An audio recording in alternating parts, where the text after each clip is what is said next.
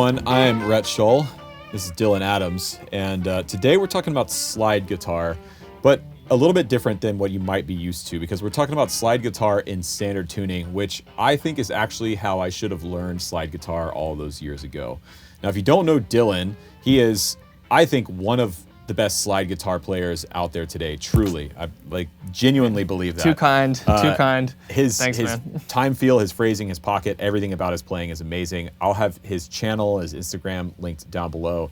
But you play standard tuning, slide, and everything, and you do sort of the hybrid fretted slide thing just in general, right? Yeah, exactly. I initially learned completely in open E tuning and stayed in that for probably 5 or 6 years until I decided to transition into standard tuning. Dylan has a brand new course coming out that goes in depth into all this stuff. Yeah, the slide guitar course, standard tuning edition. Yeah, so everything we're going to talk about in today's video, his course goes into much more detail and more depth and goes way further. So if you are interested in learning slide guitar, this is a really good place to start. I'm going to be taking it. So we've got a special discount code in the description box down below that you can get. And yeah, awesome. Cool. So for the purposes of today's video, we're going to assume that you have like a basic knowledge of slide. You can play some basic slide stuff. But if you are just starting out, Dylan's got a video on his YouTube channel that's like aimed at super beginners. So you can go check that out. It'll be linked down below. But slide guitar 101 basics and where to start. Yeah, cool. Yep. All right, let's jump in. Cool.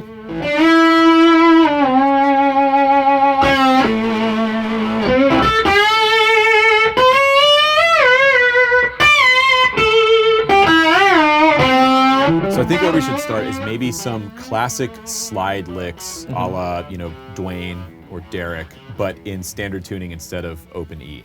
Right, because that's kind of what you're used to playing in, is more of that open E kind of traditional blues, Dwayne-ish sort of style, right? Right. That was kind of the first thing that I wanted to make sure I could do in standard tuning, was still be able to get that kind of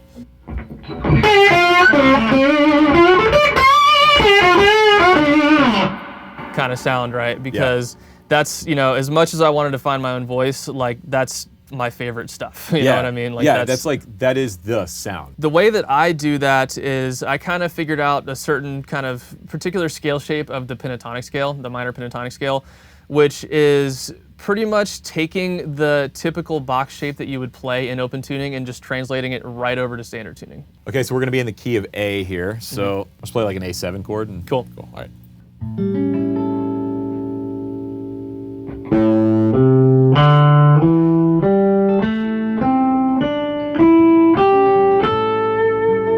Okay, cool. Yeah. So it's like you're taking just the minor pentatonic scale and just moving out of the traditional box shape, kind of moving it down one position. Exactly, and you're kind of, if you want to be technical, you're kind of switching between a couple of your typical, like, I guess, caged positions or whatever. So your fifth position here,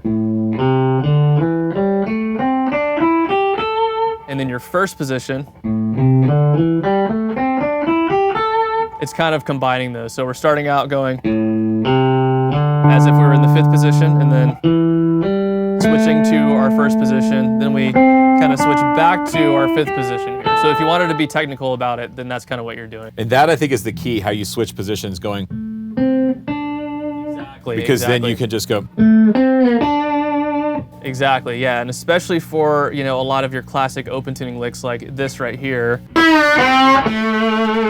Oh, yeah. That's how you get that sound in standard tuning. That's kind of where that, it's essentially where that happens in open E tuning on the same strings. You're playing the same notes on the same strings. It's just you kind of have to move around which fret positions are where on which And strings. you can get into that like. Exactly. Oh, okay, cool. Yep, so that's kind of the spot you do that. And then, you also take it down there because a lot of that kind of open tuning style is using, like, say, or,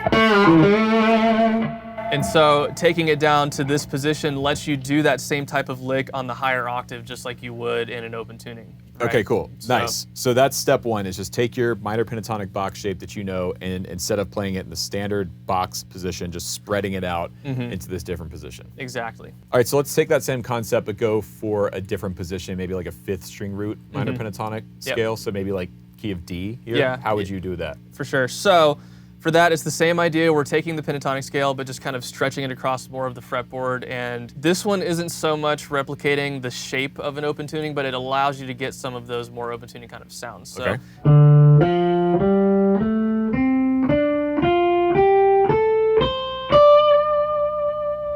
Nice. Okay, cool. The way you can do that is, so for example, the lick that we did down here, which went like this,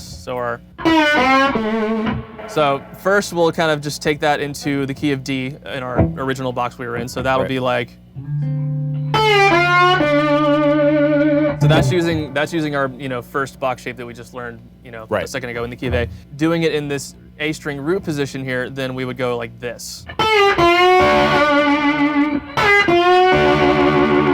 And so what that allows us to do is, even though we're playing the minor pentatonic, we're kind of using this this D major triad at the 7th fret here on the D, G, and B strings. Right. We're using that to allow us to kind of let some strings ring together and get more of that kind of raunchy, bluesy, open tuning kind of sound. So it's like.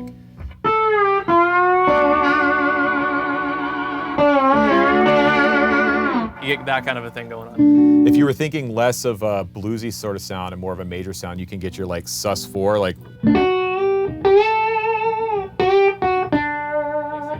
Exactly. Another one that you could do is kind of a little bit more major tinged. If we are in the key of D and we're kind of using this box shape here, we'll go back to the first one for a second. Yep. So we'll go.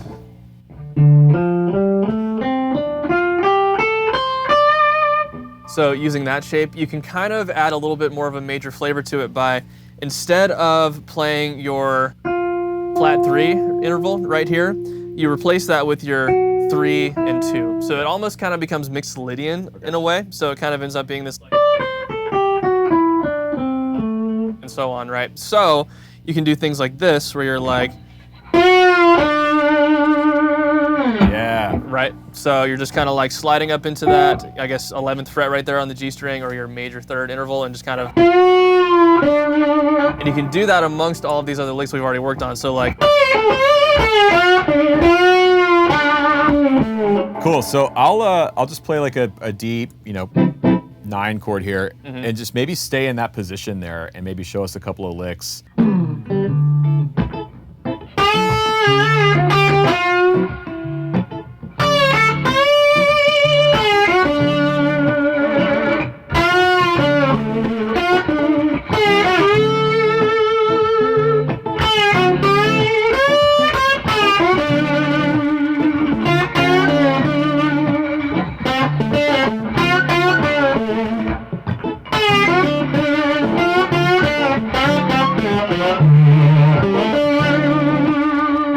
Yeah, that's sick. So you're just like staying right there in that one box, and you're really not shifting it too much away from the standard pentatonic shape. Not really, no. It's all just kind of in that same area, and again, just utilizing this kind of like alternate shape a little bit, but it's still just in that same spot. And with this style in particular, you can really get by just with a few licks and putting some slight little variations on them, you know? Yeah. I mean, just this one right here, and this one here. You can just, you know, with those two alone, you can be.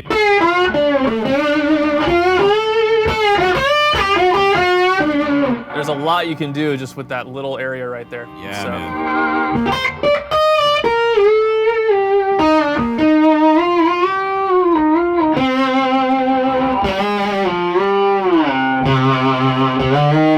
Okay, so now let's kind of transition a little bit to talking about like maybe the major scale, right? Maybe someone wants to be able to play slide, but they're not necessarily going for the straight ahead like Elmore James, you know, Dwayne, Derek thing. Right. Where should they start?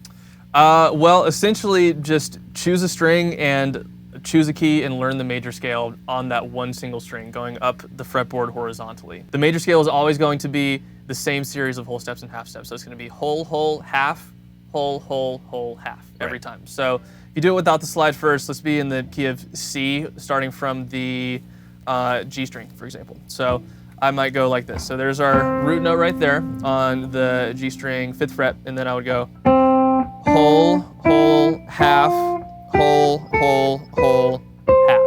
And that's the major scale. Yeah. So make sure you can play that scale confidently on that one string. So just go.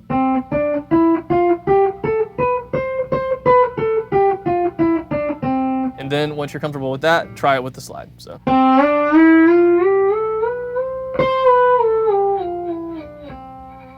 Right, and so you can do a lot just kind of creating melodies on one string like that. I mean, you can just kind of go all up and down the scale, just.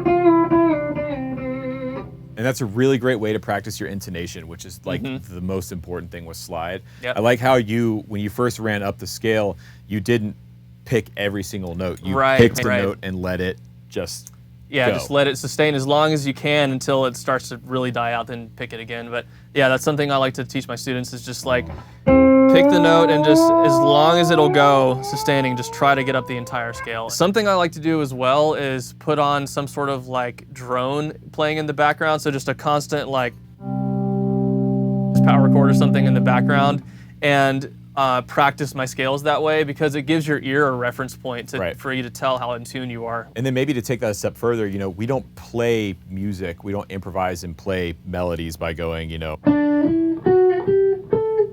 right? So you can start to practice like the interval jumps. Exactly, going like a major third or a perfect fourth or a perfect fifth. Yep, or I like to have students kind of practice going up, say like go up 2 intervals in the scale and then back 1, then up 2 and then back 1, which is kind of like this sort of a pattern, like so on, right? And that can really work on just your dexterity and your intonation at higher speeds and things like that. And it can also just provide, you know, just different melodic ideas too. Instead of just going, you might want to go, you know, kind of go up and down the scale in some different ways. So. Nice. But yeah, just practicing like the modes, your major and minor scales, pentatonic scales as well, which can actually be a little bit trickier in this style because you have to make further jumps than you do playing the major scale. Because with the major scale or any of your normal modes, you're just going either a whole step or a half step at a time. Right. But with the pentatonic scale, if we played C minor pentatonic, for example, we'd go.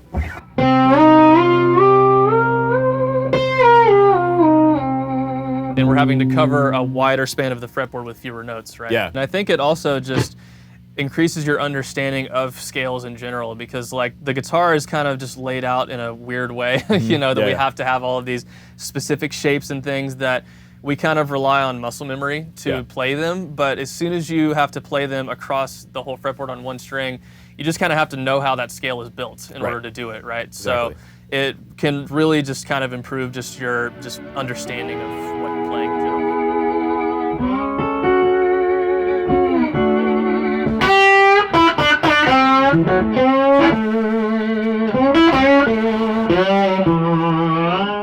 All right, so now what's next? Where do we go from here? So the kind of final step for me when it came to learning to play slide in standard tuning or switching over to standard tuning was being able to play in just your normal everyday scale shapes that you would play without the slide, but doing them with the slide. Okay. And the first place that I started with that was just the minor pentatonic scale, you know, just your normal, like we can go back to A, so just your normal A minor. And, you know, the first thing you can do is literally just do that with the slide, right? So just.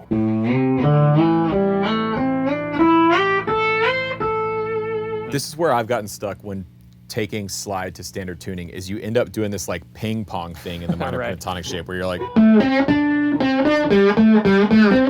And that's like so weird and it's really hard to play. It's, It's kind of awkward, and I feel like it doesn't really take advantage of what the slide really is good at, which is like obviously sliding and transitioning between notes kind of smoothly. Yeah. And so it's good to start out practicing just, you know, that normal scale shape, right? Just the regular position. But when it comes to actually utilizing it in a solo or in your real playing, I like to use what's kind of called the diagonal pentatonic shape. We're just stretching the minor pentatonic scale across more of the fretboard, across more strings, right? Okay. So we are going to do it like this for the A minor scale.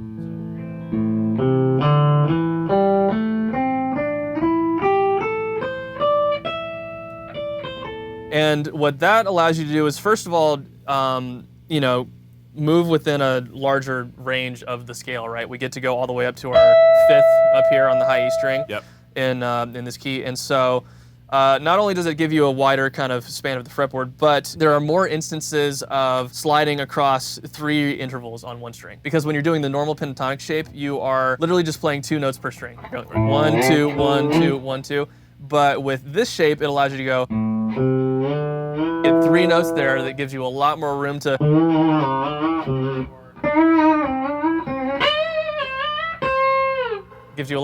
work with the slide. Yeah, nice. So again, just kind of running up and down that scale, just practicing it with the slide, going.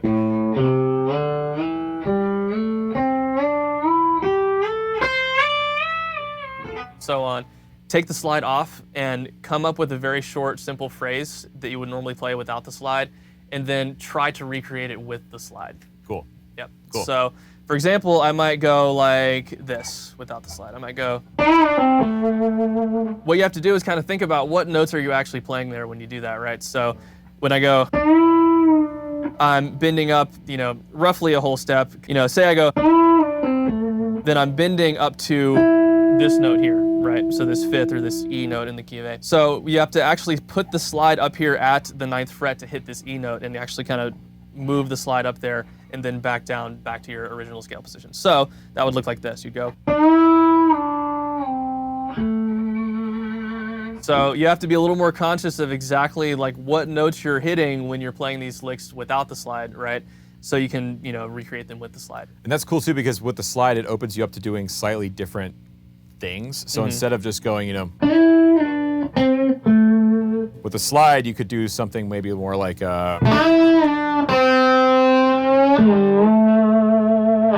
really lean into more of those slide kind of isms. Exactly. You can kind of just access a lot of those, infinite amount of notes that are in between each fret, like you can essentially, instead of literally just going, you can make it more like, more of the blues scale in there, or just kind of go somewhere in between where you're like not quite sliding all the way up to that E note, you're kind of more like. That's where the real subtlety and kind of vocal quality of the slide can really shine, is when you do stuff like that. Yeah. So. Okay, so that is the basics of slide guitar in standard tuning. Thanks, dude, for coming out. Thanks so much for having me, man. Like I said, I will have links to Dylan's brand new slide guitar course in the description box down below. You can get a special discount on that course. And while you're down there, go subscribe to his YouTube channel, because he's got a whole bunch of videos related to not just slide guitar, but great playing in general, and his Instagram. You can also find my video courses down there if you want to support the channel and hear what we're doing. And also subscribe while you're down there. It really helps the channel out. And still, according to the analytics, 70% of the people that watch this channel on a normal basis are not subscribed. It really does help me out when you click that red button, so thank you. So yeah, I'm Rhett. That's Dylan. Catch you on the next one.